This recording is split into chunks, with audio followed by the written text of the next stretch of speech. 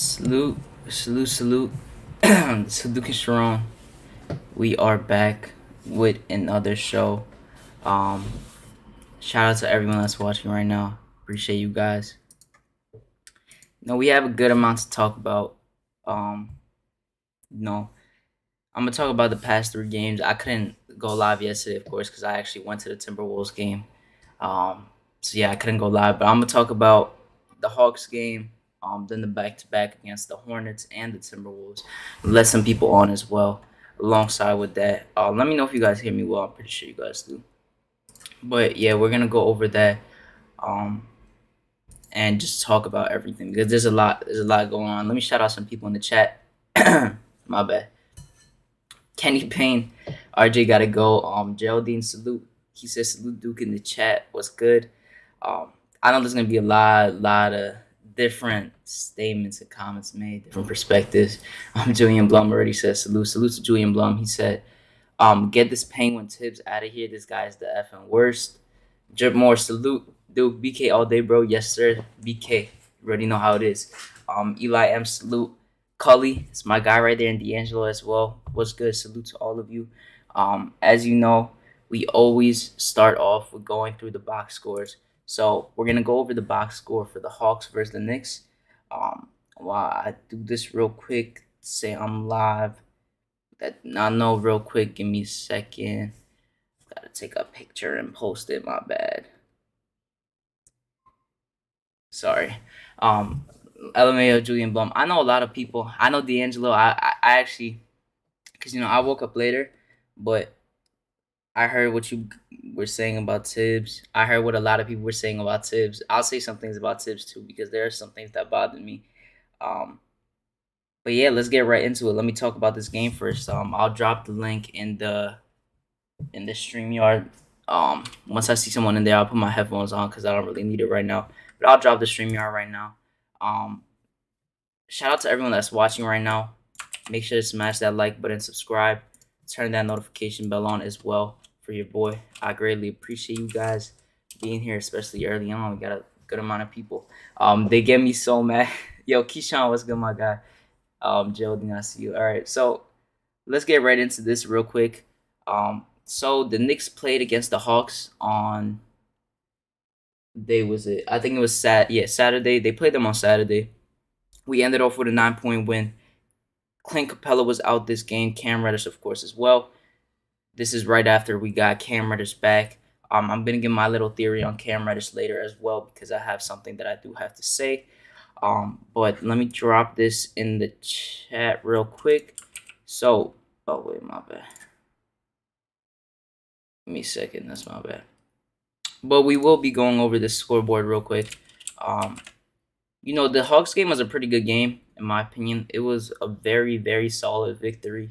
It wasn't one of those bad, sloppy games. It was a good win. And, we had a good lead in the beginning. Later on, we kind of choked it, but it was a really, really good win. My bad. Let's post that. But yeah, it was a good win. Now, let's look at the scoreboard real quick. RJ Barrett in 40 minutes. He's been playing a lot more minutes recently because they've been staggering his minutes into the second unit a bit as well. He went 8 for 20, 205 from 3, 8 of 10 from the free throw line, which is good compared to what he does. 5 rebounds, 3 assists, 1 steal, and he had 26 points. This was coming off 31-point game and a 32-point game, so he had a nice stretch. Julius Randle, 10 of 21. He had a great game as well. 2 of 6 from 3, 2 of 3 from the free throw line. He had 24 points, 6 rebounds, 9 assists, only 1 turnover for both of them. Randle was 1 shy of a double-double. He had a really good game. He showed effort this game as well, except sometimes there was moments where he left Gallinari open that got me upset towards the end of the game. But other than that, he had a pretty good game. To be fair, nothing crazy bad. But that was a good game. There's some trade stuff we're gonna talk about after too, because there's some news that came out. So that's another part about it as well. Mitchell Robinson 6 for 8. Mitchell Robinson has been playing better these last 5 games. 14 to 13. Great double double for him. Evan Fournier, 7 to 13, 4 of 8 from 3, 18 points, 2 rebounds, 1 assist, and 3 turnovers. Evan Fournier has actually been, I wouldn't say fully turning it around, but he has been pretty good the last few days. The last few games. He's been pretty good. So that's a good addition as well. Obi Toppin had a donut. He just had 1 assist, 1 foul in 10 minutes. Talk about Obi as well because there's some people are mad about what happened. And Emmanuel quickly didn't have a good game. He only had 3 points, 5 rebounds, 1 assist. He shot poorly from the field. Taj Gibson had a solid night for himself, 7 and 3. And Grimes, he went 3 for 3, 8 points. Great game by him, and he showed a lot of effort on defense. So shout out to him. Let me know how you guys feel about how the Knicks players played this game, because I think they played pretty well in my opinion. He got that nice steal on Trae Young. He had a good game. Shout out to Grimes.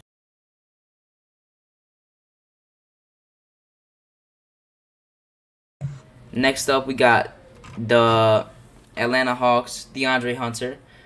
He who just came back a few games before this, 3 of 9 from the field, 1 of 6 from 3. He didn't have a good night. 6 points, 3 and 2, nothing crazy. John Collins, 5 for 8. He had a quiet night as well. 13 points, 3 rebounds, 1 assist. Gorgie Dang didn't play that much, but he hit 2 threes for his time there. Got a few boards. Kevin Horter had an awful night. Trae Young didn't really play that well. I know he was 11 for 23, 29, 3, 5, and 3, but he didn't really so a few of those shots were at the end of the game when the game was already over. So, that was what it was. Okongwu, who was actually picked 6 overall in the OB draft, has been getting more playing time because of Capella, and he's been looking pretty solid. He went 100% from the field. He had 5 rebounds, and he had 2 blocks on Randall. 2 of his blocks were on Randall. They were clean, nice blocks, so he had a good game. Danilo Gallinari, who started the game off slow, in the fourth quarter, turned it up, and he was just continuously scoring. He was making deep threes. People were leaving him wide open. RJ had 1 defensive possession that was bad for Gallinari, but because he didn't contest a deep 3 and he made it. And then there was a few on Randall as well. DeLon Wright, 4 points, nothing crazy. TLC, nothing crazy as well. And then Lou Will has 7, 1, and 4. Nothing crazy. And they got Kevin Knox with a DMP this game. Look at the game charts real quick. Our highest lead was 17. Theirs was 4. These are the stats of the game. Eli Amsler. Wait, let me see if my thing is booked. No, it's not. Okay. So, as you can see, we won by 9 points. But there's a few things that stand out here. Actually, a main thing that stands out here is that we had 44 boards compared to their 31. So we had 13 more boards, which is really big. This was kind of low rebounding game. 31 is very low for a whole game for a team. So that was pretty bad for them. The thing that I've been liking, as you can see, I think this is our 3rd straight game in a row where we had 20-plus assists. So you see us with 24 assists, which is great to see, compared to their 23. A lot of their assists come from Trae Young. Ours is kind of random, even though Randall averages 5-6. He's been getting a little more recently. The steals, they had more steals. We had 0 blocks this game, which is kind of unusual. But they had 5 turnovers under 10 again. 8 turnovers compared to 9. We shot basically the same from the field. Shot just a little better from the 3 and the free throw line. But all in all, got this win against the Hawks. It extended our streak to a 3-game win streak. I don't know why the light just brightened, but it turned into a 3-game win streak. And New York Knicks were coming into the Charlotte Hornets game, I think 22 and 21. So they were 22 and 21. They just got above 500 for the first time in a while. And then sadly, it went back down. So now Saturday, go to the Monday game against the Hornets. Gonna look at this real quick as well, because I know a lot of people are eager to talk about the Timberwolves on Hornets 97-87. We lost by 10, but we actually lost by 25. The score doesn't show the true picture. As you can see, Miles Bridges had a career night, 14 to 20 from the field, 5 and 9 from the 3, perfect from the stripe, 38 points, 12 rebounds, 5 assists, 1 steal, 1 block. He could not miss at all. There's a lot of people to blame for this, to be honest, a lot. He started off hot. I think he had 20 in the first, and then he had 18 in the second, and in the rest of the game. But Randall couldn't guard him. Um, Sometimes Randall would show poor effort guarding him. Randall couldn't guard him. Grimes couldn't guard him. They never put RJ on him. Um, but yeah, they had Grimes on him, Randall, Fournier. I didn't really see RJ on him at all, which I was kind of surprised about. But RJ was mainly on Hayward the whole entire game. He had himself a career night, which was just shameless because this dude could not miss anything. And it was one of those nights. He was smiling every single time he put up a shot in the air, and it was going in. He was getting the MJ reverses, reverse layups. He got this stupid putback. He like tried to dunk the ball, and he got stuffed, and then he somehow laid it in after. Made no sense. But he had himself an amazing night. Gordon Hayward 6 of 16, 3 of 8 from 3, 16, 2, 4, and 2. He had an okay night, solid night. RJ was helping a little bit too much. He was guarding Hayward for a little bit of the game, but all in all, I think he played pretty solid defense on him. But Gordon Hayward had a solid night for himself. Mason Plumlee didn't really do much. Cody Martin didn't really have a good game as well, but he did have 7 boards along with his 9 points and 3 assists. Terry Rozier, I think he had 17 and a half.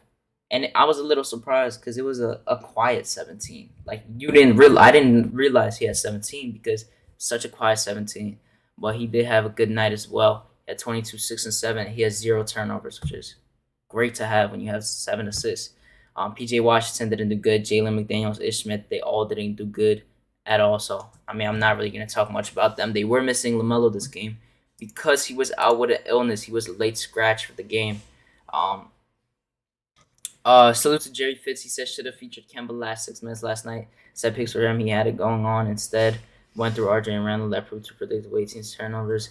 320 from 3. We're going to talk about that. Michael Cruz salutes. My guy right there was good. All is well. Man, anybody but Fournier, bro, if he was open, yes, pass him the rock. Yeah, I'm about to talk about that. I'm still really pissed. We're going to talk about it. It was just bad. It was horrible. But yeah, let me continue this on real quick. Go over to the Knicks side. Then we will talk about the breakdowns. Give me a second. Let me post this if anyone wants to join. 22 people watching, 14 likes. Let's try to get it up. Smash that like button if you haven't already. Greatly appreciate it. Go over to the Knicks. RJ Barrett, 7 for 18. Not the best shooting night. 7 for 18, 2 of 6 from 3, 2 of 4 from the stripe. He did have 18 points, 12 rebounds, 5 assists, 2 steals. He has 6 turnovers, which is horrible. 6 turnovers. This is the first time in a while he's had this many turnovers. I don't even remember the last time he's had 6. But, I'll talk about it a little more after because I've seen some people talk about it. I had an argument about it on Twitter, but, we'll talk about that. Julius Randle as well didn't have a good shooting night whatsoever. 6 of 16, 3 of 7 from 3, 3 of 4 from the stripe. 18, 10, and 3. Mitchell Robinson, 4 of 6, 10 and 6. He had another solid night. Alec Burks gave us nothing this game again. Evan Fournier was not good this game as well. 2 of 9, 2 of 5 from 3. Not good. And Emmanuel quickly was solid. He had 12, 3, and 7, and 2. He has 7 assists, so it's always good to see when he's high up there in the assist count. Played 29 minutes, which he doesn't really see too much anymore often. Taj Gibson played 19 minutes. By the way, Noel again. I forgot to mention Noel was out this game. He's been out for a few games again, just after he came back for 1 game or 2 games. Quentin Grimes, 2 of 4, 1 for 3 from 3. He shows a lot of effort, so I like that aspect of his game. He had 5 points, 3 rebounds, 3 assists, and 2 steals. In 22 minutes, Obi actually played 16 minutes. I know some people were frustrated that he didn't play earlier on because he played more in the garbage time and he scored more. So he had 11 and 6. Jericho didn't really do much. McBride as well. They were all in garbage minutes.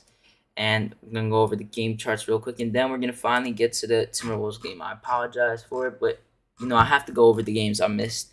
But as you can see, we did not get the lead at all. I think we had that lead after, somewhere in the beginning of the first quarter, very beginning. But as you can see, they led by 23 is the highest. They obviously won by 10 points. We out rebounded them by 14. But the thing is that we didn't convert into anything for those rebounds. Like, we really didn't go in the fast break. We didn't convert on easy buckets. It was just bad all around. Um, this is another game in a row. We got over 20 assists, which is good to see. Same amount of steals. We have more blocks, but as you can see, they had 7 turnovers. We had 15, and they scored a pretty good amount. I'm pretty sure. If I'm not, let me see if I'm gonna say. Never mind. They didn't really score too much off the turnovers, but it's just not good to have over 10 because we've been pretty much below like 12 the whole entire season, except these last 2 games. We've been really iffy with our passes. Um, it's not just bad passes in transition or anything like that, cross-court passes. We're just miscommunicating and passing it out of bounds, especially last game versus the Timberwolves. 42% from the field for them, 40 for us. Nobody really shot that well. Team-wise, the three is basically the same, and the free throw is just atrocious. 52% is garbage. It's just bad. They scored more in the paint. They scored. We scored more second chance points, and they scored one more fast break, but it wasn't anything crazy as well as that. Hewlett Samuel, salute. Jerry Fisher, they need to shut down Noel. Scope his knee. Obviously, something is wrong in there. Play 1, sit 5. Doesn't work for anybody. Healthy Noel could help. I agree with you. That's another thing that they should do. That's kind of like the Kemba thing, because Kemba tweaked it in pregame, and then they sat him out for a decent amount of games. So that's kind of something they should look at and maybe potentially do. So that's a good statement right there. The Angels said we missed 9 free throws. Yeah, we did. It wasn't good at all. But yeah, this game was just atrocious from the beginning.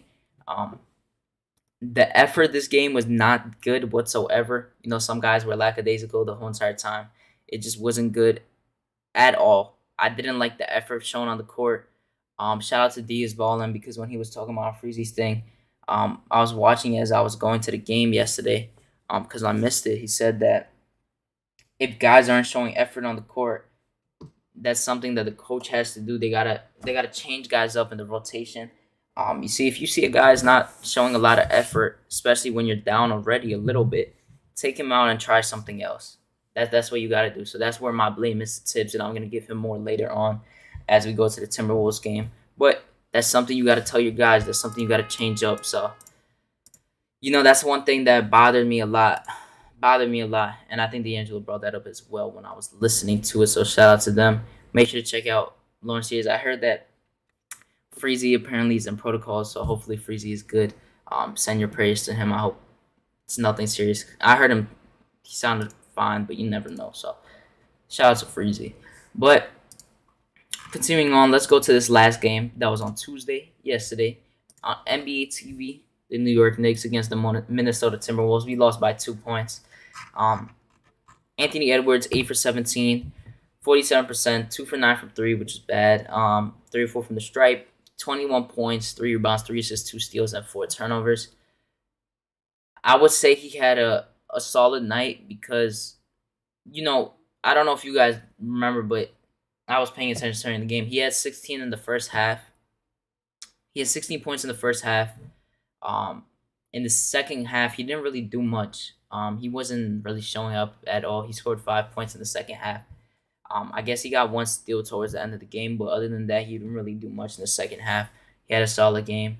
Jared Vanderbilt, he's not really too much of a scorer, but he had 4 and 7. He got his rebounds. Karl-Anthony Towns, 20 points, 5 rebounds, 3 assists, 1 steal. As well as that, Patrick Beverly went 2 of 7. 1 of 4 from 3, 2 of 4 from the stripe. 7 points, 5 rebounds, 6 assists, 3 steals, and 1 block. He had 5 fouls as well. Cat had a good game, but there's something I'm going to post. I'm going to show after I go over this, which is gonna make a lot of people mad. It made me very mad. I'm gonna show it afterwards after I go over this because I do not wanna. I wanna just go over the stats real quick, but. D'Lo, 5 of 11, 4 of 8 from 3, 17 points, 2 rebounds, 4 assists, 1 steal, 1 block, and 3 turnovers. He had an okay night. Malik Beasley, we were leaving him too open the whole time. I was screaming I was mad because RJ left him open for three. Then Fournier, oh no, he got a tough midi over RJ as well, and then Fournier just left him wide open for three and he hit it. It was so frustrating. Jaden McDaniels didn't have the best night offensively as well. He didn't really have a good night at all. Jalen Noel, who I know who he is, he's a solid player because I watched the Timberwolves 14-6-3. He went 5 of 12 from the field, but the thing that bothered me the most is when I was watching in the third or beginning of the fourth, I don't remember when, but we allowed him to go on his own like 6-0 run. He made two tough floaters and then he got fouled and he was making like tough buckets. Like guys weren't guarding him well, and it was getting me really frustrated throughout the whole entire game. I was pissed a lot during that. It was just so frustrating to watch because Ann wasn't on the floor. Ann wasn't really doing much, and they kind of gave it to him, and still nothing happened. It was just so hard to watch. Naz Reid, he only scored basically off of free throws. As you can see, just look at the free throw difference. They went 29-38. We went 24-33. They got 5 more free throws than us. Whatever, that's nothing crazy. But I'm gonna show something that's like so like bad after this. But RJ Barrett 6 of 16. He didn't have a good offensive night whatsoever. His defense was off and on. It was kind of iffy. 17 points, 6 rebounds, 2 assists, and 7 turnovers. 7 turnovers once again. 13 turnovers in 2 games, which is horrible. The thing that comes with that is that when this is why I used to say I wanted RJ to start off with the ball in his hand since he was a rookie. Like it's gonna happen now, but it's happening now. But you do these things in order for guys to go through their phases. Because when you get the ball in your hand, and when you just start getting it as well, you're gonna go through some troubles, and there's gonna be games where you get a lot of turnovers. Because that's how it is. That's why you got to develop and play through it and try to find a way to do better. Because besides these last 2 games, the last 5 games where he was on the ball and he was doing really well, he didn't go past 4 turnovers. Like he mainly had like 2 turnovers, 3, 2 turnovers, nothing crazy. Maybe 1 turnover as well. So these last 2 games have been horrible. The turnovers have just been horrible, and those 2 costly ones he had late in the fourth quarter were very big for our detriment. You don't throw cross court passes, especially when you got someone like Anthony Edwards right there peaking. It was a bad turnover, and then the one where he like lost it going up for a layup. That was another turnover that he got. And he went 3 for 6 from the free throw line, which is just bad because they have not been shooting well from the free throw line whatsoever. Julius Randle 6 of 15, same exact thing. He didn't have a good offensive night. It may look good that he shot 9-11 from the free throw line, but he missed a very, very important free throw as well. Him and RJ both missed one important free throw. All free throws are important, but the ones that come right at the end of the fourth quarter are the most important ones, and they just could not make it. 21 points. He almost had a triple-double, 9 and 9. 2 steals and 4 blocks. I'll give him props today, as well as 3 turnovers. Mitchell Robinson, 8 and 6. And this dude fouled out, and Mitchell Robinson just went back to, like, he just could not, like, all those fouls were basically on Mitch. Like, I'll say one of them was not a foul that I thought they should have challenged, but he was just, like, he was being physical with Cat, but it was to the point where he was just aggressive, too aggressive, and he was getting these calls against him, which is just idiotic by him. It got me pissed. Wait, give me a second. I'll be back. I gotta go open the door.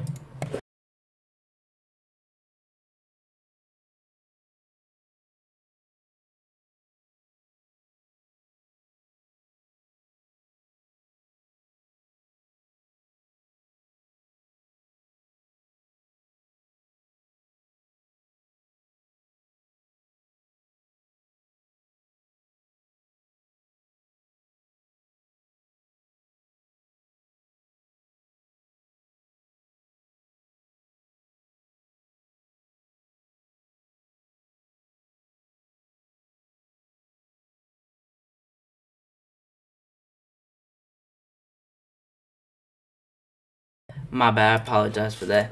But as you can see, I'm the only one home, so I had to go open the door. My bad. Let me read what you guys are saying real quick. Um, Kemba should be okay if Tibbs doesn't abuse him again. Jerry Fitz, Guillermo is fine. Guillermo, we just we went to the game. That's all that happened. Um, Kenny Payne said blame Randall, right? Nobody blamed Randall. Salute to my guy Justin L in the chat. Shout out to you. Noah won 4 of 9 in the fourth quarter. Exactly. Thank you. I'm glad someone else saw that. Justin L, you could I'll do it, but when guys do that, it's like a bomb message. Hide them. Hide those users, please. The free throws kill me because it's been happening all season. 100%. I 100% agree. Mitchell Robinson looked so slow and was out of position. I'm telling you, he's just been a little off. I don't know. Like those fouls are horrible.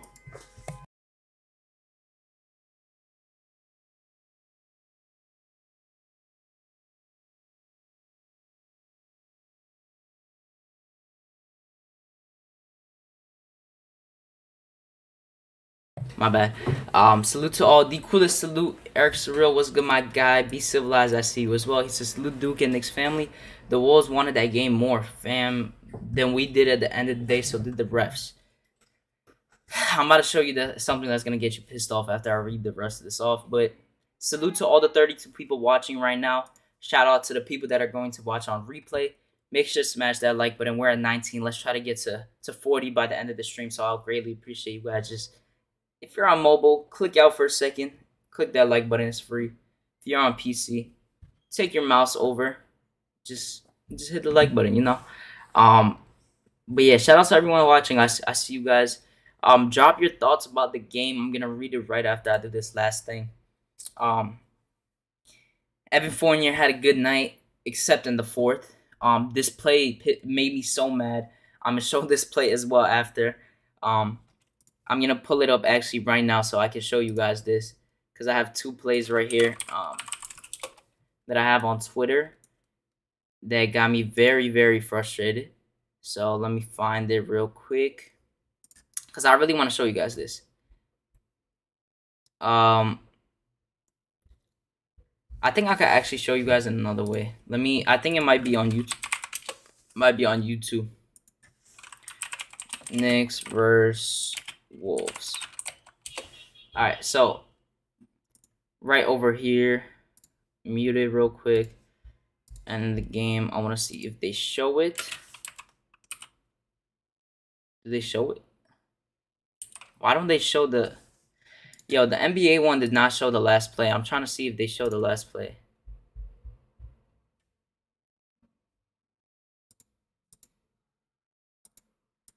My bad, guy. I'm trying to find the last play. None of these... Yo, this is whack. None of these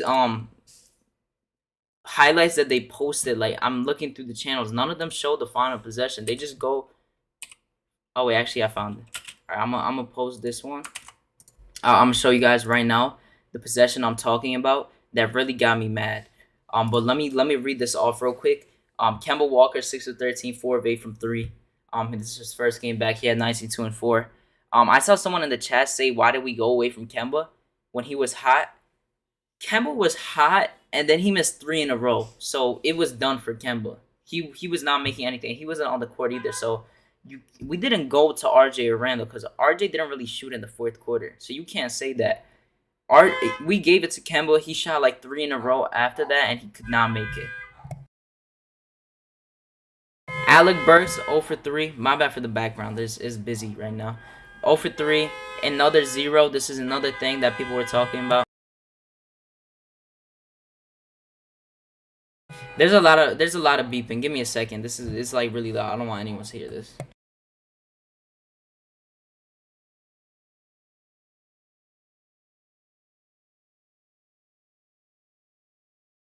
Alright, it should be good now. But, my bad for that. It's very busy right now in the corner. People are coming back from work at this time. But, Alec Burks, another 0 for this game. He did nothing. Taj Gibson, 2 for 3. 5. He also fouled out. Like, we had Mitch and Taj both fouled out with less than 5 minutes left in the game. So, it was just horrible for us.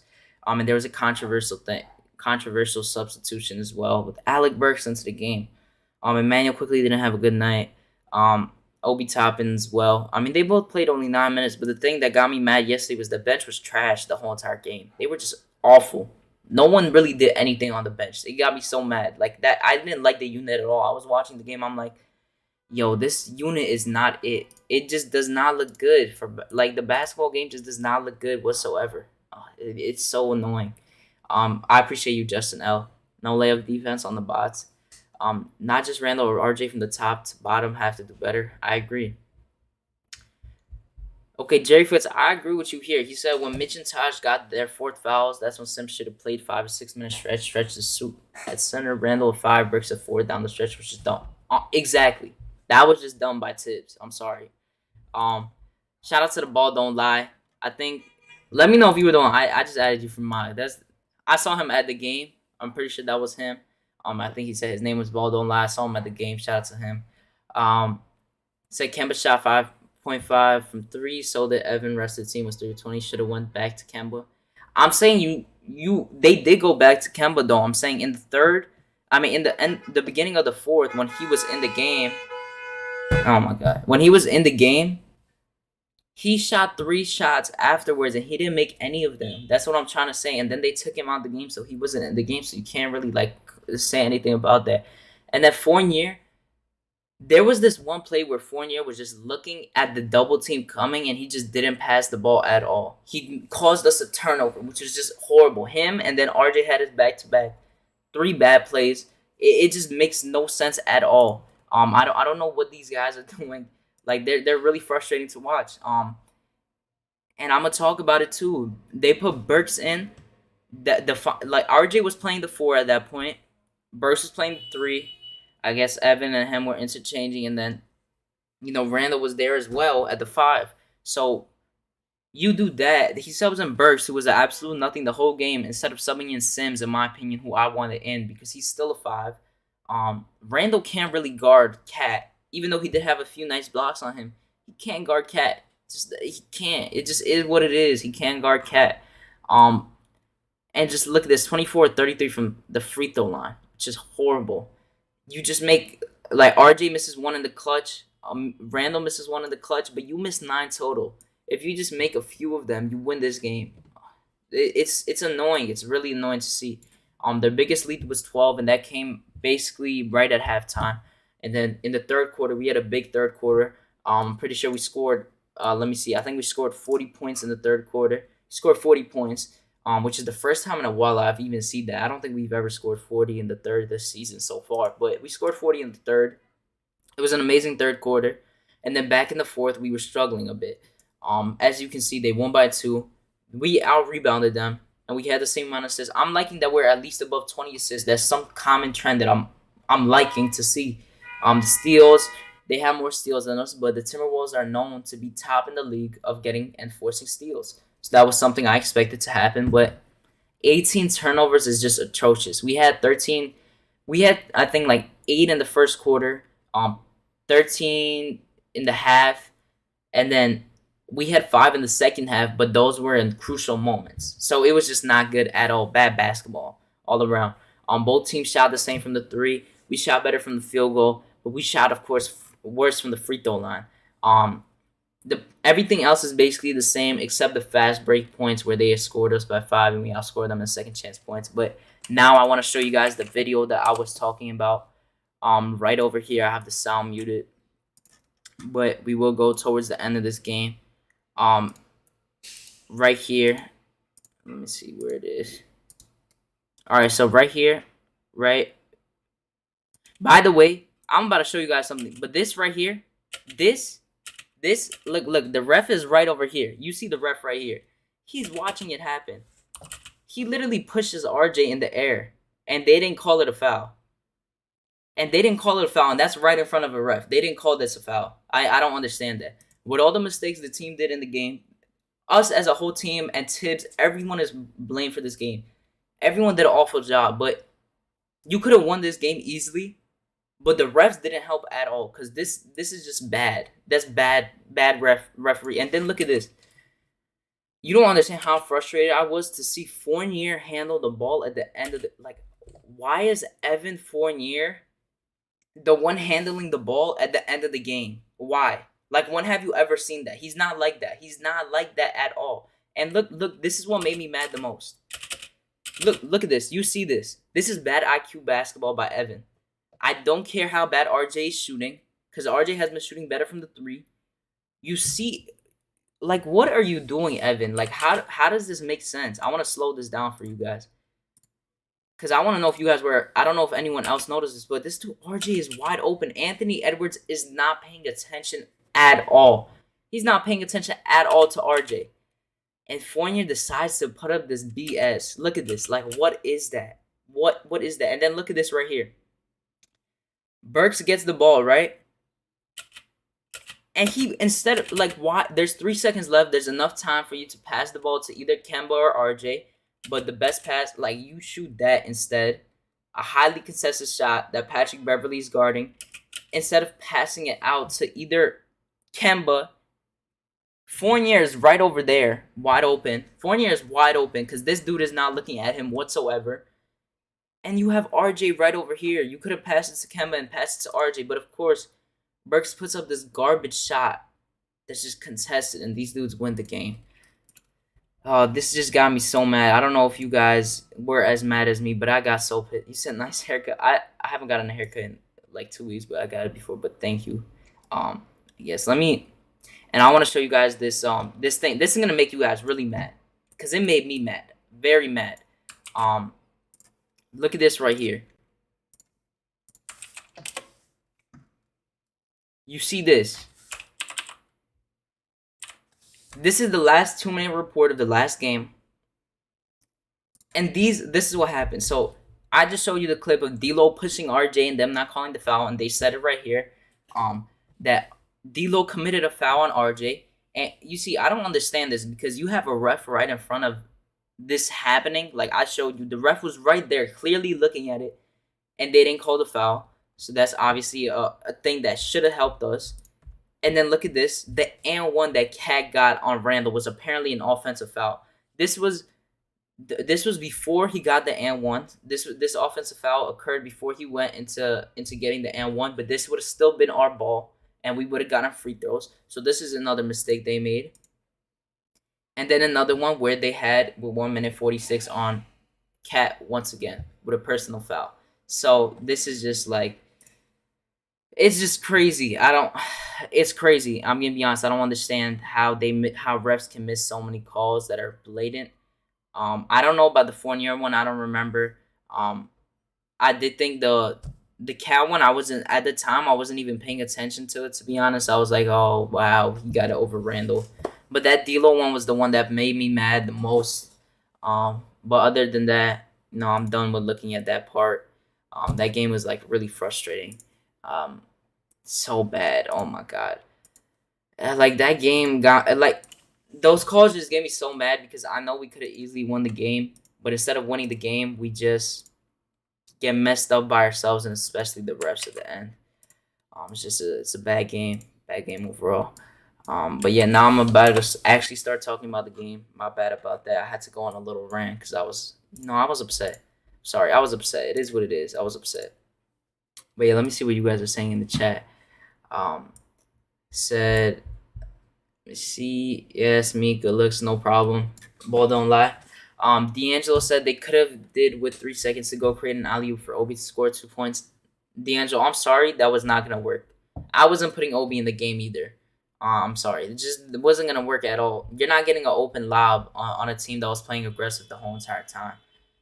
Because they were mainly in the paint. They weren't like closing out on the threes as well. Obi can't shoot threes like that. Flatbush Dree, salute. He said need a closer. Randall ain't it. Mike Point Kemba missed 3. Okay. They were in the bonus super early. Yeah. They were in the bonus super early for 2 of the last 4 quarters. So the 3rd and the 4th.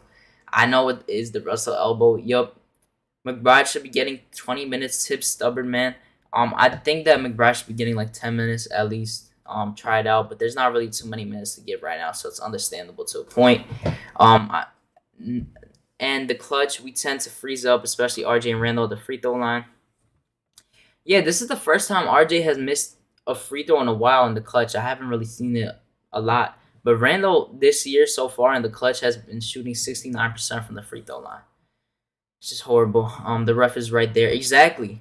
Players playing out of position. Ref looking at the ball, not at the bodies. Thank you, Jerry Fitz. That's exactly my point. Ref missed the call, but he was looking up at the ball. Yeah, the refs. I don't know how refs can't get fined for that, but whatever. I guess. Look, we have to understand that the refs not doing us any favors, even at home. No one can handle the ball. RJ 7 turnovers. Salute to Real King. If I'm being real, there's a small percentage of refs that actually call our game straight up. I agree with that. Randall, RJ, and Mitch can't let it get to them. They don't get 50-50 calls. Nothing new, and it probably won't change until we get a star.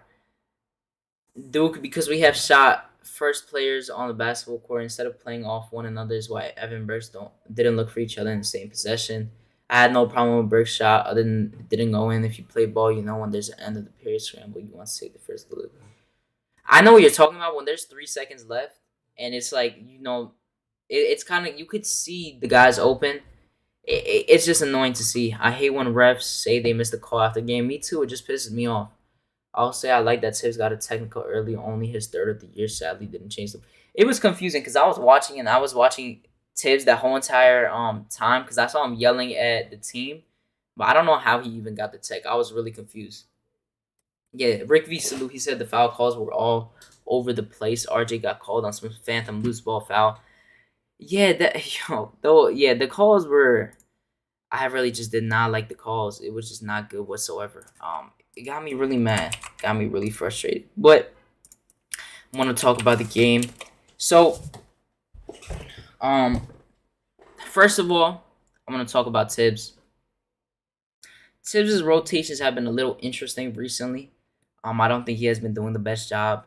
If I'm being honest, there's just certain moments where you keep some guys in too long and don't replace them for maybe let's say an OB or IQ, whatever. But you don't replace them. You don't.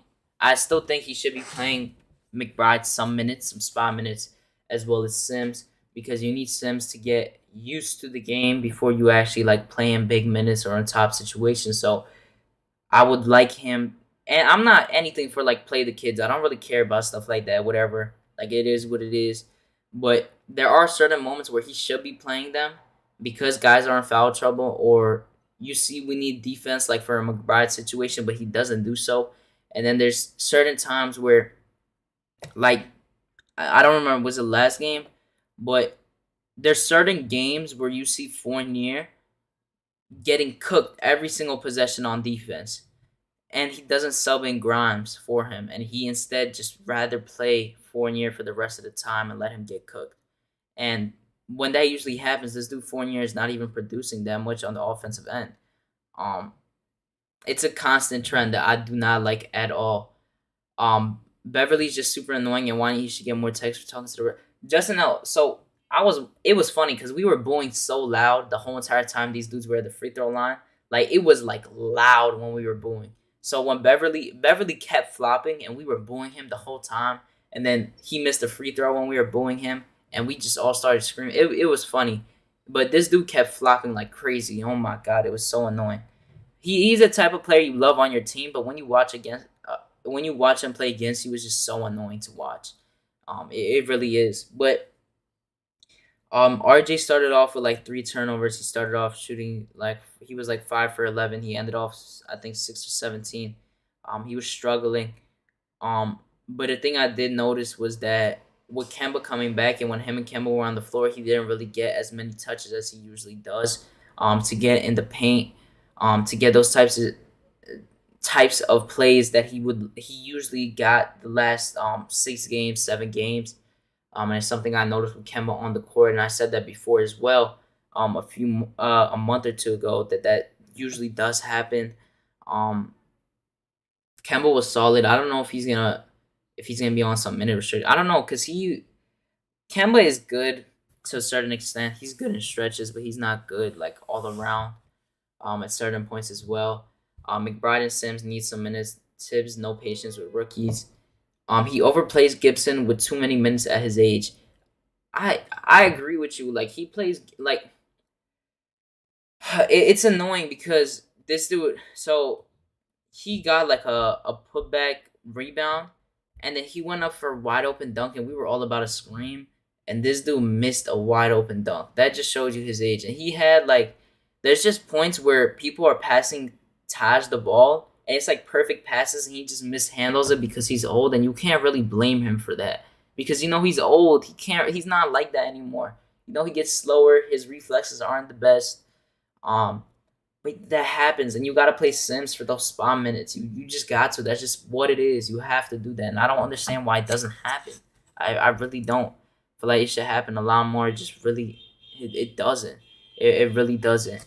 Um, Another part with the Obi thing, I see a lot of people frustrated with Obi, but if I'm being honest, I personally don't know if Obi. I don't think Obi would have been a difference at the end of the game. If I'm being honest, give me a second. Let me take a sip of water.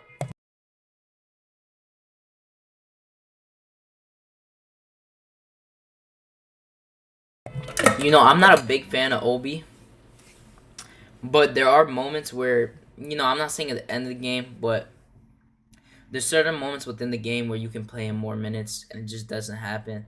But there are also certain play moments where you just can't play him because it's too aggressive, and he lacks toughness. Like, he's not tough. I'm not saying like he's soft or anything, but he doesn't muscle into you. Like, he does not like contact at all. So that's something that's a disadvantage for him. Um, Wait, C-Mac, you were at the game. You said, "What's good, Duke?" I was trying to find y'all after the game. Defund the refs. Yeah, had to play Sims early. Really hard to put him in late. If not, as a rookie, coach isn't thinking you're doing anything but sabotaging the kid by having his first minutes be in that scenario.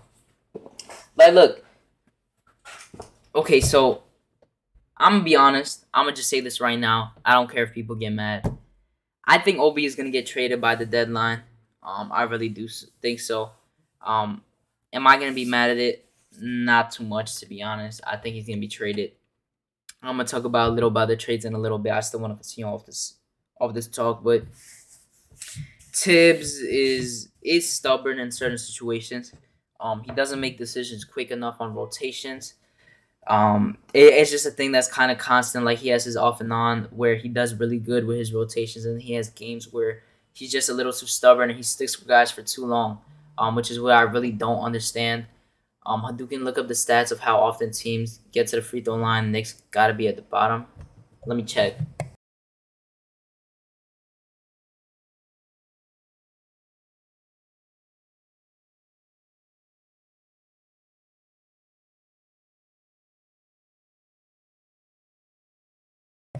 NBA free throws attempted per game. Let's see.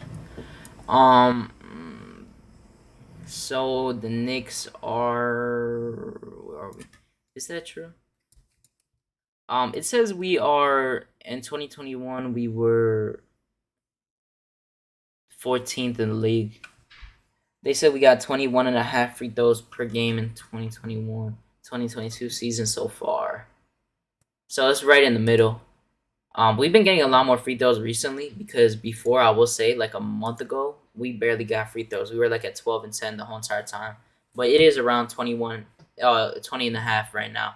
Obi needs at least 20 minutes. He would be starting on some other teams with a fast PG. I'm going to be honest, though, Flatbush Dre, I know there's a lot of Obi lovers. I'm not trying to kill Obi, but, Obi doesn't have a skill set. Like, you can't say that a PG would help him, which I do think a PG would help him, but I wouldn't start Obi. Obi's not a guy I would start on the team because he's just too reliant on a PG. Like, look, Derrick Rose hasn't been here for a while, and you notice that Obi has been struggling. Obi doesn't have his go-to move at all. He really doesn't. Doesn't have no moves like that. That is, like, I can't name something he's gotten better at this offseason except occasional post-ups. To be honest, he got worse at the three-point line. He's less confident because he's getting less minutes and he's getting pulled quicker. You see him more frustrated. I saw him complain about his minutes. It's just one of those things. Like, I really don't know. Yeah, Flatbush, I agree with that we would have won if they hit their free throws. We're getting more calls, yes, but Randall gets fouled almost every single play.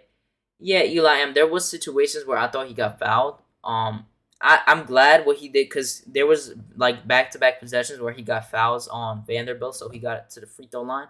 which I thought was really smart because I kept screaming for him to attack the basket, force them into fouls. So I think that was a great thing that he did. But yeah, that was one good thing. Um, Refs should start being fined for missed calls that cause teams to lose the game. That's what I said. I said there's no way these dudes are refing the game and they're looking right at you, and they don't get the call at all. Like I don't understand. It's so bad. The officiating is just bad. Randall had a good game, being at the game, you see spurts where Randall is very lazy. Yeah, exactly. That's why it's interesting. Every single time I go to a game, like I'm much more observant to when they call timeouts and stuff like that, because I look at how the guys are reacting, like what they're saying. I saw Tips screaming a lot, um, and the guys listening to him. Just I saw some people say that Randall doesn't talk to Tibbs at all. Every single time they were in timeout or anything like that, this dude Randall was talking to Tibbs the whole entire time. Randall RJ was getting a lot of pointers from Tibbs as well throughout the game. So that is just a lie that people keep saying. That they don't have any communication when they actually do a lot throughout the game. So that's another addition to that. If you trade Obi, who's backing up Randall, if we're trading Obi, to be honest, I don't know what we were specifically trading for, but there are guys that you can pick up. Like someone that I suggested in my trade video, I said Thaddeus Young, who is on the Spurs. He might get waived out. You might have to give them like a second round pick.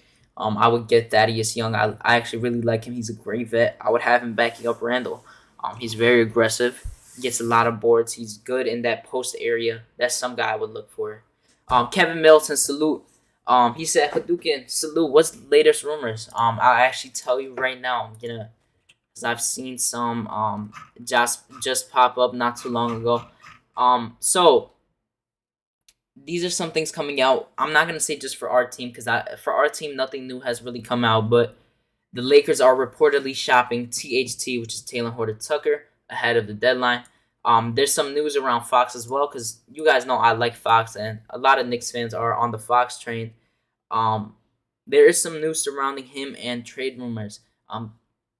Drebo, salute, he said, or call up Luka to back up Randall. That's another thing you can do.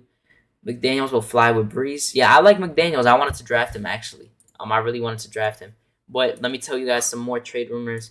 Needs to scroll down on Twitter real quick. So, another thing, the Indiana Pacers are asking for an all-star caliber player in return for Domantas Sabonis, which is pretty interesting. I don't know who they would get for him, but that's a guy. And to all the people that wanted Miles Turner, you guys know I said I like Miles Turner, the player, but I think the idea of him would be better than actually getting him. And I don't know if you guys know, but apparently now he is out for 2 to 3 weeks.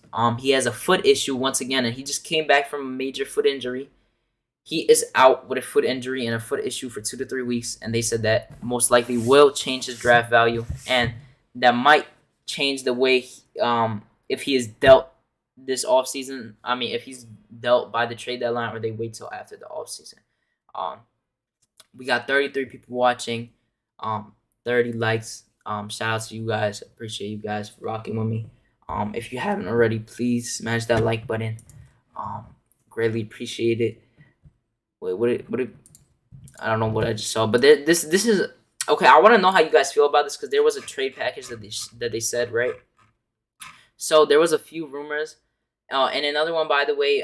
There's a belief around the league that Miami Heat are willing to include Duncan Robinson in trade packages. It's interesting as well. And De'Aaron Fox, who a lot of people have been connecting to the Knicks, they said, apparently, this is coming from Shams, the Sacramento Kings organization has a current mindset. They are not moving star guard De'Aaron Fox and wants to center a team around him and Tyrese Halliburton. But the weirdest part, I don't know if that's true, to be honest. I know Shams said it, but I really don't believe that, because I know he doesn't really want to be on the team like that. But another trade rumor was that this is now Ben Simmons, because there was 2 trades I saw for Ben Simmons today. The Hawks discussed a trade package for John Collins, Cam Reddish, and the first for Ben Simmons and Tobias, but the Sixers reportedly lost interest when Tobias was added to the deal. As you can see, they're trying to get way too much. And then, this is why I don't believe the whole Kings thing, because it says the Kings weighed a trade package of Buddy Hield, Tyrese, Harrison Barnes, and 2 first-round picks for Ben Simmons, Matisse Thybulle, and Tobias Harris, which is an interesting trade. I don't know if I would do that, per se. I feel like that is a lot. But it's really interesting. Chuck Allen, my guy. What's good, Chuck? Let's get Davion. Let's get Davion. They said the same thing for Murray too. Kevin Middleton. Okay, so Brunson is an interesting one because I'm not crazy on Brunson. To be honest, I'm not crazy on Brunson. I'm not paying him 20 mil. I do not care. I'm not paying him over 15. If I'm being honest, I mean 17 is probably the most I'll go. I'm not interested in him. The only point guard I'm really interested in is Shai Gilgeous-Alexander or DeJounte Murray. Those are the only two. If it's not them, I don't care, to be honest. I really don't want them. I wanted Fox before, but now that we got Cam, and Cam needs to be on the ball as well for a certain extent, and the value that Fox is at, I don't really see us trading for him, especially when he can't shoot. So I do not think that is a good idea whatsoever. Kevin Middleton said Randall for Sabonis swap. I know some Knicks fans like that. I personally don't know if there's really a point to do that. To be honest, I really don't. I actually don't. I know that this is the thing. So Sabonis and Randall have two different complete skill sets. Like he's easily a better passer than Randall. He's really good at the pick and roll. His 3-point shot is not that crazy, but his mid range isn't even all crazy either. But he's compared to Randall, he's amazing in the post. He's great with the hook shot. He has a lot of fundamentals, especially someone coming outside from the U.S. All the overseas guys, they're really good with their fundamentals, so that's something he's really good at. As you can see, his footwork is amazing. He gets a lot of rebounds. Even though the assists don't say it for itself, he averages like 5-6 as well. But he makes amazing passes. He's not he's selfless. He passes the ball a lot to his teammates. He finds them. So that's a good thing about him that I like. I don't know if I would do the trade though, because I don't see that happening. I don't see the Knicks trading him for that. But that is something interesting that a few Knicks fans were thinking about. Let's see. They said Randall and Towns are like family, so he isn't talking much to him. Okay. Covington would be a good fit. Okay, so this is the thing with Covington. So Covington it's weird because I like Covington and I've wanted him on the Knicks, but it's weird because every single time a team trades for him, it's like them expecting themselves to be in contender and have him as a wing, but he has always underperformed it in mostly every team he's been in, and that team as well has underperformed. So it's kind of a tough thing you would think of doing. I don't know if I would do that, to be honest, anymore. Trade all the Kings horses, all the Kings men, and get Miami's Robinson Field, but we don't shoot good enough in this type of NBA. We need better shooters. To be honest, I don't want to trade for Duncan Robinson because he has not been shooting the best this year. He's shooting 35% from the three. I really don't. Duncan Robinson got paid 18 to 20 mil per year for 4 years or 3 years. I don't remember. I think it's 4 years. And he's been underperforming. And the reason I don't want him especially as well is that they actually designated him to the bench now. And they let Max Struss or Gabriel Vincent start, which is two gems that they found that were undrafted. And I don't understand how Spoelstra does it and the Heat organization does it because I give them a lot of props. Duncan Robinson was undrafted. They found him. He turned out to be really good for them. Except this year so far, he hasn't been the best. Max Struss, another guy, who's a sharpshooter. Gabe Vincent as well, who's a sharpshooter. And then you look at Yurt 7, who I watched in the summer league, and I was like, damn, this dude is actually nice. And then he gets signed to the Heat team, and while Adebayo was out, this dude was breaking records for big man. 15 game rebounds, like 15 rebounds in a game in a row. Like, this dude was doing nice, so I definitely give them a lot of props for that. Kevin Middleton says Sabonis will let RJ be a number one and put up Randall numbers. Oh, then I've said this a lot already. If RJ, because it doesn't, if RJ was, I guess you could say Ben Simmons too. If Ben Simmons was on this team over Randall, if he traded Randall for Ben Simmons, or I guess if you traded him for Sabonis, RJ would easily average 20 plus, easily, like 22, 23 easily. That's just what it is.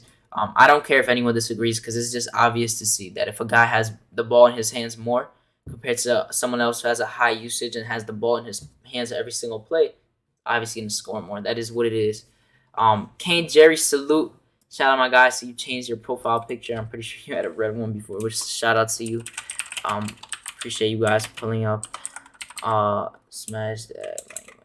My bad. I'm messing up. But I don't know. Like the trade rumor stuff is pretty interesting because the Knicks, nothing new has really come out. They're still interested in Jalen Brunson. In the whether it's the off season or whether it's in the trades. Miles Turner, I don't know if they still. This is the thing. I don't know if they still try to go for Miles Turner because it's the the package that they were thinking of that I saw. They said that they want 2 first round picks and a player, or they want a first round pick and a young promising player, which I'm not giving up for them, to be honest.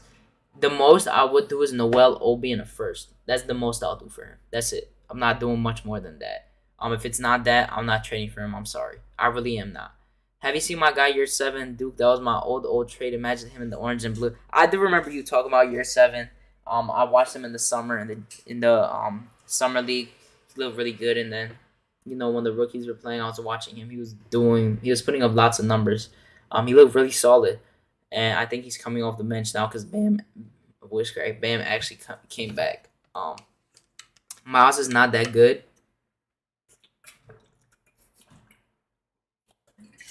I won't discredit Miles.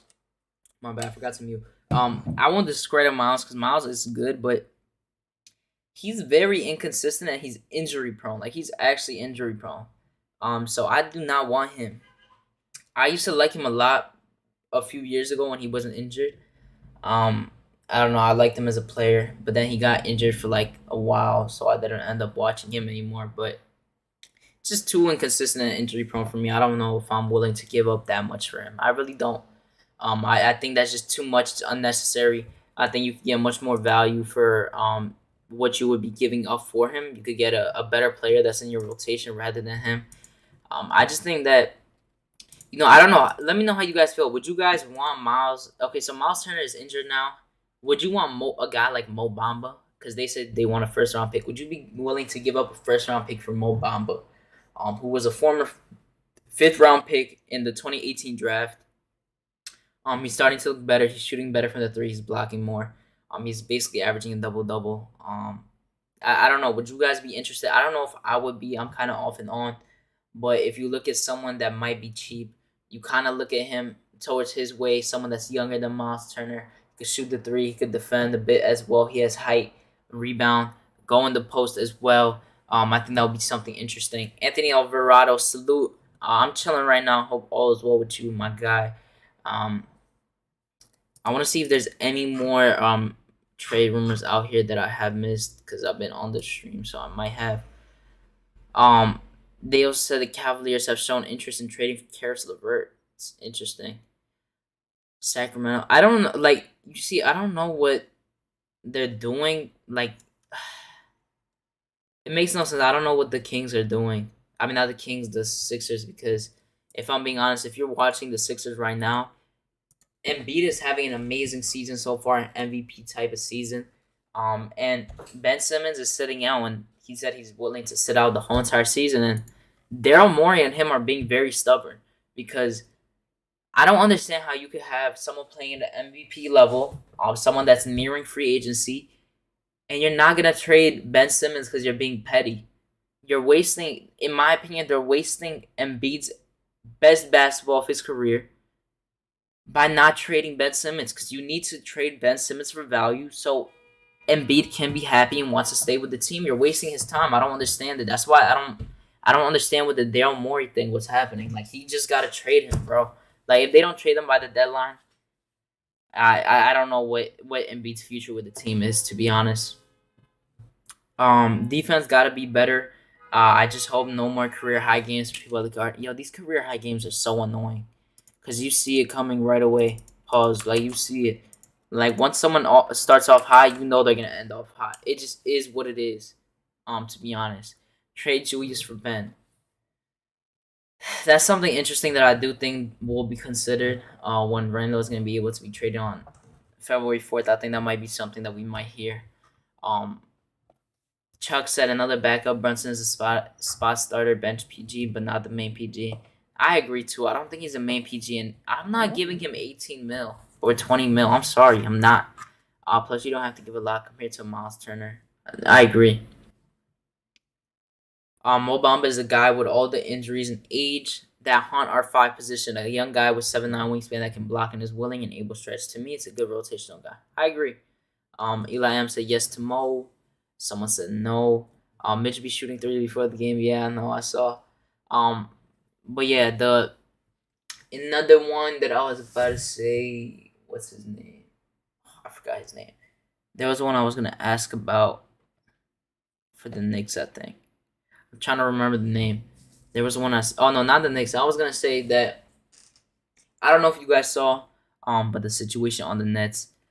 They said that Harden most likely might be leaving the Nets, and they're saying Daryl Morey is trying to recruit him back to pair with the Sixers. So something I was thinking of is that the Harden for Ben Simmons sign and trade just makes too much sense in the offseason if that is what happens. You get Harden to pair with Embiid, and then it's good for both teams to be honest. You get Ben Simmons, KD, and Kyrie on the same team. I feel like it is just a great trade for both teams. It makes too much sense. So I do think that's one thing that may happen if Ben Simmons is not dealt this offseason, if I'm being honest. I mean this trade deadline.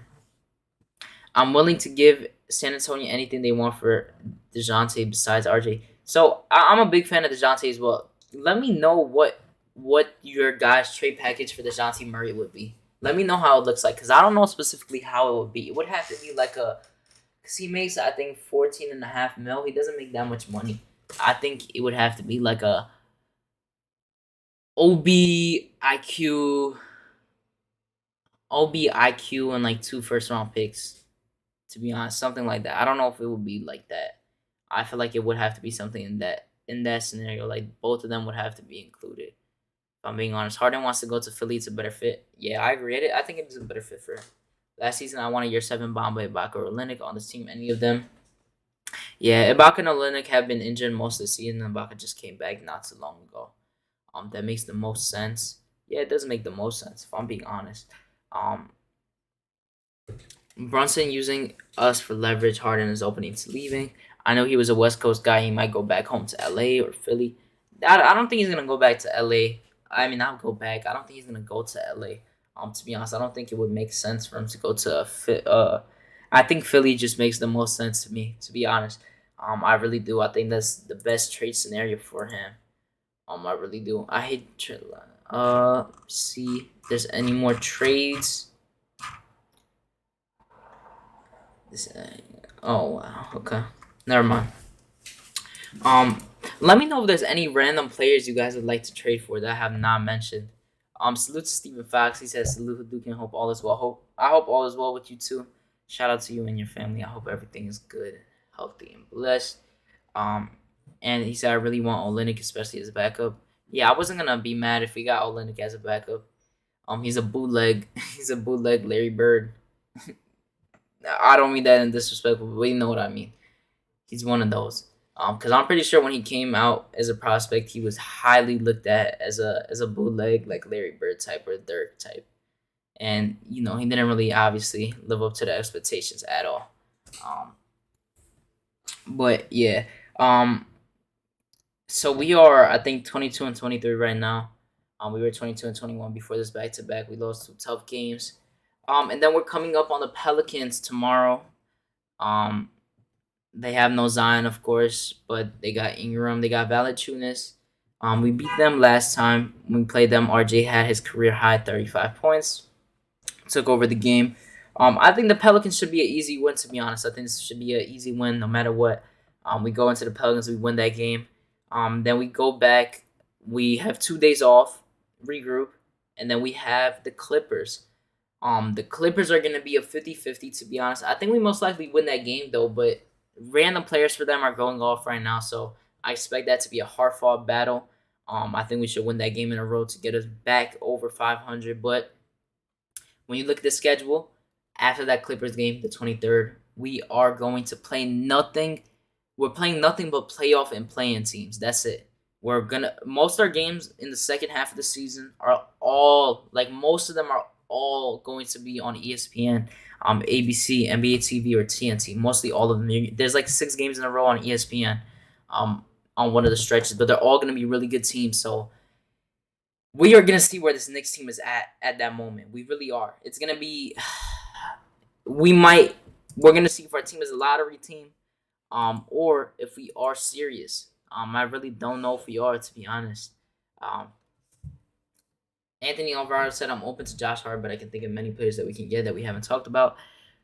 Funny thing is, I wanted Josh Hart in the offseason. I was actually one of the only guys that really mentioned him in the offseason that I wanted. And he's having a career here, so shout out to him. We went 7-3 in the last 10-game stretch. It looks like 2-8 in the next 10. Where does that put us? 2-8 will probably put us next to the Pacers, which we are still in. Well, no, 2-8 will put us right next to the Hawks, depending on how bad they continue to do. If we not trying to get our hands on a starting PG, then any other trade would be meh. And it's make or break. We either suck or badly, or we'll explode and shock everyone.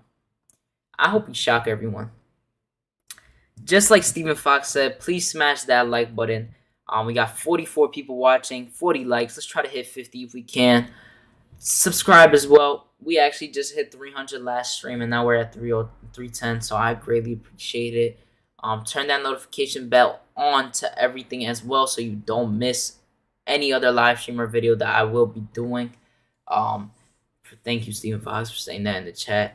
Shout out to all the mods as well. All the people watching, everyone that's gonna watch in the replay as well. But you got the Pelicans. Brandon Ingram a few days ago, not a few days ago, like a week ago. Within a week ago, he got a game winner. Against the Wolves actually. He got a 3-point game winner. He's been kind of off the last few games. I will say, like, he's been off and on recently. But he has been, other than that, playing really good basketball. So you got to look at that. Valanciunas still double machine. He's been compared to how he was playing in the beginning of the season, he's playing a little worse, but he's still playing good. So you got to watch out for that. Devontae Graham is inconsistent still, so he could always randomly go off against us like he did when he was on the Hornets. You got guys like Josh Hart, who's really gritty and he plays great defense, so you got to watch that. And then someone who was drafted late in the second round, late in the second round, and Herb Jones, or I think he was late in the first, I don't remember, but Herb Jones, who was late in the draft, that just came up, who's playing amazing defense. He's getting better at the three. He's playing good against all guys on defense, no matter if they're like, as a rookie, he's playing amazing defense. If I'm being honest, that's someone you could have drafted. I didn't really know much about him, but that's what scouting comes from for the team. But that's someone that you gotta watch and look out for, defensive wise. I don't think they really have anyone that could guard Randall. If they put Ingram on him, he can't really guard him. RJ usually does good against the Pelicans. I expect a good game from him and Randall. I don't know when Cam Reddish is coming back, but Cam Reddish and D Rose are gonna be back within the next. D Rose should be back within the next month. Cam Reddish, I think, within the next week and a half to 2 weeks, to be honest. I do think, and I'm gonna call here, that there is gonna be a trade in the works for the Knicks in the next week. I think we're gonna make a trade. Because I think it makes too much sense to make a trade when Cam Reddish comes back. So you really got to look at that, because this is my theory. My theory is that, and I don't know if you guys listened to the post game. I mean, not the post game, but the conference that Cam Reddish had as his first conference. He said that he has a very, very minor sprained ankle. I see him in shoot around. He looked fine. He said if he played next game, blah, blah, blah. He doesn't expect to play 30, 40 minutes. He expects to play whatever minutes Tibbs gives him, and he wants to play harder, 7 times harder. I really do think it's going to be a good pick. I'm really excited for him and RJ to play next to each other, to be honest. And I think there's going to be lineups where you can play RJ at the point, then you can play Cam on the ball as well, and then you have Fournier there. I want to see this lineup. I want to see a lineup with Cam, RJ, Fournier, Randall, and Mitch. And this lineup is, like, you can't double in this lineup. You wouldn't be able to double Randall, Cam, or RJ, because you just look at it. If you double Randall, you got either one of Fournier, who has been a great 3-point shooter. Technically he's still a good 3-point shooter. So you got Fournier, who could be left open, and then RJ, even though he hasn't been shooting the best for the season, he's been shooting pretty well recently from the 3. And then Cam Reddish, who's been shooting 38% so far from the three. You got three guys who can shoot the three in this lineup. Randall, who can shoot occasionally, and then you got the big and Mitch. So that's one lineup we could run and try out when he comes back, and I think that would be pretty good. Spacing wise, 3-point wise, that leaves a lot of open space for people to drive into the basket whenever they have to, like a RJ. Cam doesn't really work too much inside because he's not the best finisher. That's something you got to develop, of course, but that's good for RJ and Randall, who could go inside. They could get open passes to Mitch. It's just a whole lot of things that I think would best mesh well with if you have that lineup running out there. Um, I've been calling for Valanciunas for 3 years now. I want him and Mitch splitting center minutes. I wanted Valanciunas last year. I said that he was the second best player. Some nights he was the best player on the Memphis Grizzlies last year, and they traded him away because his contract was coming up, and the Pelicans just signed him to a 2-year extension already for 20 mil. I think, or 40. I don't remember. Jonas is decent, but defensively not that good. But in offense, he's a monster. I hope Leon forces Tibbs' hand and trades 3 vets for one at the deadline. Hello. I'm not going to... Okay, so this is my idea. I think that Obi is going to be traded by the deadline. This is just me. I think he's going to be dealt. Pure Moist, salute my guy, was good. I think he's going to be dealt Obi Toppin. And I think one of Burks or Fournier is going to be out of here. Most likely Burks. I think Burks is going to be out, if I'm being honest. I think those are the two most likely to be traded. I don't know for who, but I think that veteran-wise, veteran-wise, Burks and Rose probably have the most trade value. I don't think we trade Derrick Rose, but they do have the most value. But you could send Burks to contender and get some random pick or a random young player from them. You could do one of those, a desperate team. I think that's something that might come up, and then you give those minutes from those guys that you trade to Cam Reddish. I think no matter what, Cam Reddish, when he comes back, he's going to get 20 minutes. I think he's going to be solid. I like his defense. And you guys already know, when you don't want to be on a team and you requested a trade already, the way you play is different compared to when a team you actually want to be on. So I really believe in his ability of him playing. I believe that he's going to play great defense. I think that especially Tibbs. I think Tibbs is the best coach he could come to. Tibbs is going to work the hell out of him. He's going to, Cam is technically still a project, so he's going to help him a lot. It's great to have a guy like Tibbs coaching guys like RJ and Cam, who are both basically wings, that play defense. So that's the best thing for them, that I think for their development and their potential defensive wise. And I think he's gonna set him up really well to do great in this league. And he was talking about his comparisons to PG. He said he likes PG's game. He can see where it comes from, but he wants to be Cam Reddish, which I really like. His mentality. He said he thinks he could be. He said he knows he can be a star. He said he has all the things to do it. He said he's gonna work 7 times, 10 times harder than he did before. So I think that's another great aspect of his game. And I hope his work ethic. His work. They question his motor sometimes, but I think it was more of the team he was on.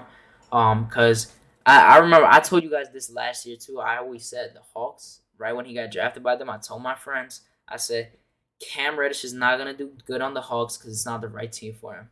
And that's what happened. Do you think Cam actually wants to be here? Yeah, I do. I think Cam actually wants to be here. This dude Berman trying to make... You don't see it? Eli, tell me why you don't see it. Because he... I don't know. I definitely think he wants to be here. I don't know why he wouldn't want to be in New York, especially with RJ. Because I saw this dude Berman try to make up that him and RJ aren't friends at all. They don't like each other, something like that. And then I'm watching the game yesterday live, and when it's on commercial break, I see RJ and Cam dapping each other up. They always sit next to each other as well, and they're always talking. So I don't want to hear all this stuff. You saw how RJ was cheesing when they traded for Cam Reddish.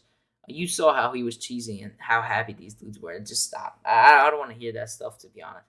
I think he wants to be here, and we have a year and a half to check how good he is for an extension, unless he does really well and they sign his extension this offseason. I agree. I get why people get mad at Tibbs for his coaching, but if you give the coach the right tools, then you can see what he can really build. I agree with that, but there's no excuse for Tibbs in certain scenarios to have bad rotations. It just happens. He just has his spurts where he doesn't give the right rotations, and it's on him to do that. He's the coach. He has the responsibility of doing so. Nick G, what's good? Salute Walswell, my guy. Hope everything is good with your son too. If he still has it, I don't know. I hope he's good. Cam has to come in and wants to fit in and take the coaching and show he can buy it in and be a part of the system, show most value even if he doesn't stay. Salute Bodega Wi-Fi. I think the beef with the Knicks and Burma started with Larry Brown. It was funny. This dude Mitchell Robinson told him to relax. That was like so random. He kept telling him to quietly relax. I was so confused the whole entire time. BetGM is live in New York. Okay. By the way, if you didn't know, gambling is now enabled in New York. I'm guessing from what I just saw. I'm telling you, man. Wow. I don't know if you guys have seen Stanley Johnson, but Stanley Johnson was one of those guys that was picked up by the Lakers on a 10-day. He just wrote this kind of intro. He said Stanley Johnson has talked with Raptors Masai Ujiri. Those are the guys that drafted him. He said he told him that he's bad at basketball. He said that's what I need to hear. It's a hard conversation to have with a professional athlete. It takes a different type of man to tell you that to your face. Respect.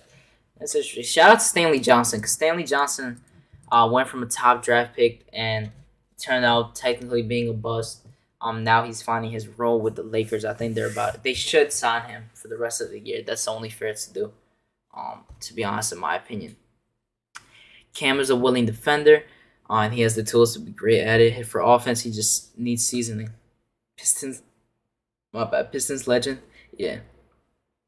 So, Cam, he has a lot. Cam has a lot. Cam is a natural talent. He's a natural talent. He has everything you need to have, skill wise. He's a very, very skillful player. He's talented on the offensive end. It's just, and he has like 7-1 wings. Cam Reddish has everything you need in the wing and everything you need in a player, but it just needs to be put together. Like he needs everything to be put together. That's why he's a project in a sense.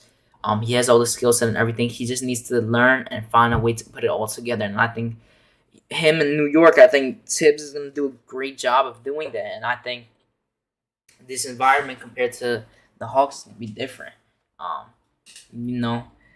They have a lot of problems right now within the Hawks. They want to trade basically everyone but Capella and Trae Young. So, they have a situation over there. But I think this is a good spot for Cam to come into. Tibbs is trying stuff to manufacture wins in a very wild situation. Imagine you get a starter back every 10 games to play 5 games. Center always injured protocols. No, I agree with you, but I'm talking more of the little things that you can do. Because even though that is happening, there's still things you can't do. And you just don't see it occur, to be honest. But let me know. I'm going to end it off in a little, to be honest, in like 10 minutes, unless I get someone on. I don't think anyone's going to come on today. People are pretty busy, but let me know the guys you want to trade for, and the guys you believe might be traded off the team, and tell me for who. That's the last part of the segment for today. My voice is kind of like hurting because of yesterday, because of how much I was screaming, to be honest. That's why I'm talking a little low. I'm drinking a lot of water. That's just one thing about it. Damn, this Simmons situation is just stupid. I don't understand it, to be honest. Yo, this dude. Ew, no, I'm reading some wild. Oh my god, that's wild. But yeah, just like I was talking about before, I read what you guys are saying. That Fox thing is still crazy to me. That I don't think any of that is real. I don't care that Shams reported it. There's no way they're not gonna trade Fox. Like, why would they still have Fox? I don't know why they think Fox and Halliburton will work together, because I really don't think they will. If everything goes well with Cam Reddish, you think he can potentially be the number one option for this team? Number one option, I don't know about. To be honest, scoring wise, you can maybe say that. I don't know. That's like if he reaches his fullest potential, he can be a number one option. Not like a championship team, but he could be a number one option for your team. Um, you may think so. Like I think for me in my eyes, what I want to happen is I want him and RJ to be our 1 and 2. Um, no matter how it goes, whatever. I think him and RJ will be that 1 and 2. I think prioritize will be RJ is that one because I think that's kind of what you're trying to see right now with them doing. I think you're looking at them giving the ball more to RJ. He's looking more like a one, except this past game and a half where he hasn't been the best in. But before that, for like a 6-7 game stretch, he was looking pretty good. Um, you look at RJ as your one. Cam is gonna be that guy that you might be turning into that too. Because right now, I don't know where the future is with Randall with the franchise. Um, he's that question mark for me. I don't know if they're willing to move on with him. It really depends on how the team is, but you really just gotta wait for things like that. No trades, please. Stand pat. Make moves this offseason when you have a clear picture, unless you can steal something. Um, Thank you, Michael. If I was in Cuckoo Land SGA, realistically, I'll say Brunson. Trade everything for 3 Magic Beans. LOL. Yo. Um, Fournier gonna play 24 minutes no matter what happens. RJ 36. That's 60. Only 36 minutes left. The other 2 threes. Team. Uh, I don't agree. I don't technically agree with that, Jerry Fitz, because IQ. I know what you mean when D Rose comes back with the IQ thing. IQ and him are interchangeable. Yeah, I do think that. That's why I said I think Burks is gonna be traded. And Burks, no matter what, I think is gonna be him or Fournier are guaranteed to get traded in my eyes. Especially Burks. I'm looking more into Burks because I think you can get more value for him and you could get an easier deal done with Burks in a trade. So I think Burks might be done. And that's like 20. He's been getting like 30 minutes, but that's like 20 something minutes. But I know definitely that no matter what, when Cam comes back, even if they are there, he's gonna take minutes away from Burks. He's gonna take a few minutes away from Fournier, and he's gonna take most of Grimes' minutes. If I'm being honest. Wait, DSJ. You said Bodega said RJ always reminded me of Danny Granger. Some fans say Reddish reminds them of DSJ. I would be happy with that. What do you mean by DSJ? I don't know if I'm thinking wrong. Burks, Obi, Noel, Mitch, Fournier on the block. I do think Noel is on the block too. That's another one that I forgot to mention. Shout out to the 46 people watching. We got 47 likes. If you haven't already, make sure to smash that like button. Let's try to hit 50 likes. I appreciate. Yeah, I thought you were gonna say PG Bodega because I've seen that picture. They were like Danny Granger and PG-13. That's RJ and Cam in the future, which is kind of funny. But I wouldn't be. I'm gonna be honest. I don't know if you guys are fans of Cam Reddish. I've been a fan of Cam Reddish for a while now. I think he's gonna be great for the team. If I'm being honest, I think him and RJ are gonna be a great future wing combo. I think they could be really great. I think they could be really, really good in the future. As a duo.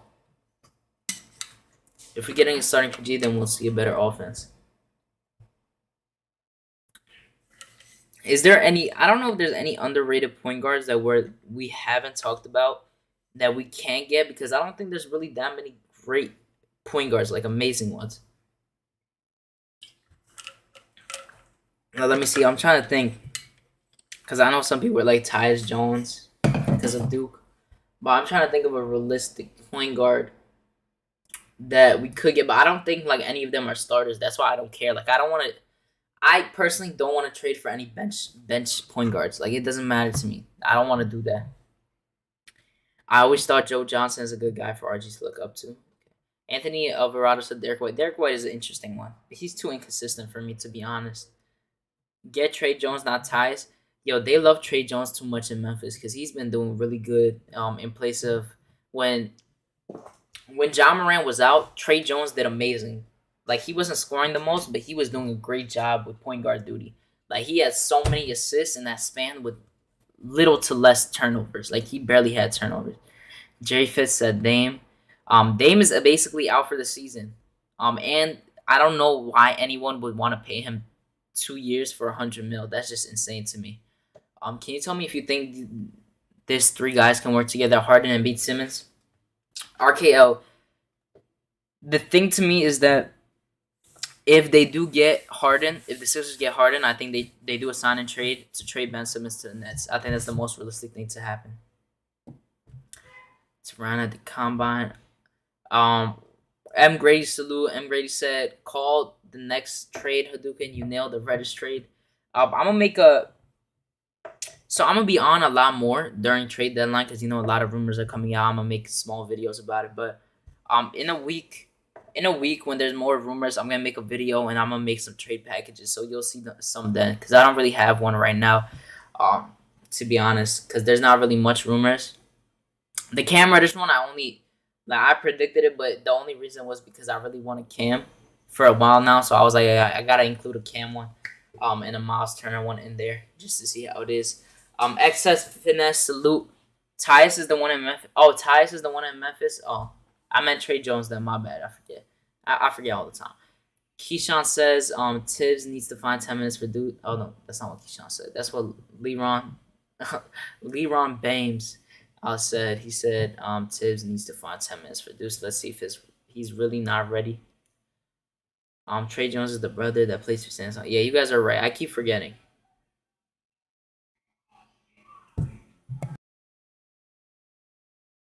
There's music in the background. Give me a second.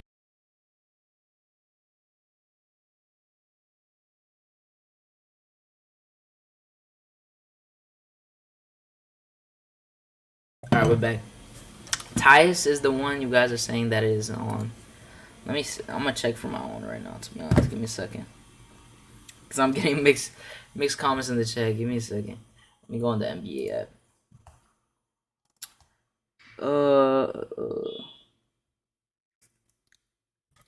Memphis Grizzlies. They played 2 days ago. So I'm gonna put this. So. Oh yeah, I was right. They got Tyus on the. Tyus is the one on the Grizzlies. Oh no, did I think it was Trey? Whatever. Tyus is the one on the Grizzlies. That makes sense. Trey Jones and Duke PG, yeah. Yeah, Tyus is the one that's in on the Grizzlies. Yeah, I was wrong. My bad. We all make mistakes. It is what it is. My bad. A lot of other teams are gonna be making moves this trade season. I agree. I think that's gonna be. Actually, I don't know personally. I don't think this year, to be honest. I think there's a lot more sellers this year than buyers. Actually, no. I think there's a lot more buyers than sellers this offseason. Oh, another one I wanted to talk about, I just remembered on the top of my head, was that there's also Jeremy Grant. We talked about this a few days ago. By the way, salute to King Ribby. See you said smash those like buttons, comment / share. Salute, Hadouken. Salute to you too. I appreciate it. Jeremy Grant. I know people were off and on about him, but I talked about it. I said if we are getting either way now, since we got Cam, it makes no sense to get Jeremy Grant. But I said if it was Nuggets Jeremy Grant, I would take him. But if it wasn't, I'm not, because he went to Detroit to get more shots and to make more money later on in his career. But as you can see, reports came out saying he's seeking $25 to $28 million, just insane, and he's trying to be a primary option, which is crazy to me. To be honest, I'm not getting him. I don't care. I'm good with him. Go to another team. I'm fine with that. And the Pistons, actually, I remembered as well, another Ben Simmons thing. They tried trading for Ben Simmons and offered Jeremy Grant, Sadiq Bey, and a first-round pick, which I don't think is enough, to be honest. Some people were going crazy over it, thinking the Sixers are dumb, but in my opinion, that's not enough. You would have to give like 2-3 first-round picks, to be honest with that. To be fair. Salute to my guy Worldwide L. Salute to my guy. Make sure to check out For the Love of the Game with him, Hector, and Hard Will. Make sure to check them out. They do they go live pretty often, so make sure to check that out as well. And Foxy is here too, so make sure to check out Sports Vibes TV. Especially on Sundays when my guy Foxy is there as the co-host. Make sure to check that out. RJ and Randall have to work hard to get shots. Yeah, Chuck. Okay, this is another thing I wanted to talk about. Thank you for reminding me. It's hard when... So, recently, as of recent especially, RJ has mainly been our 1, and then it's been Randall. I'm just gonna talk recency wise the last 7 or so games. RJ has been our number one.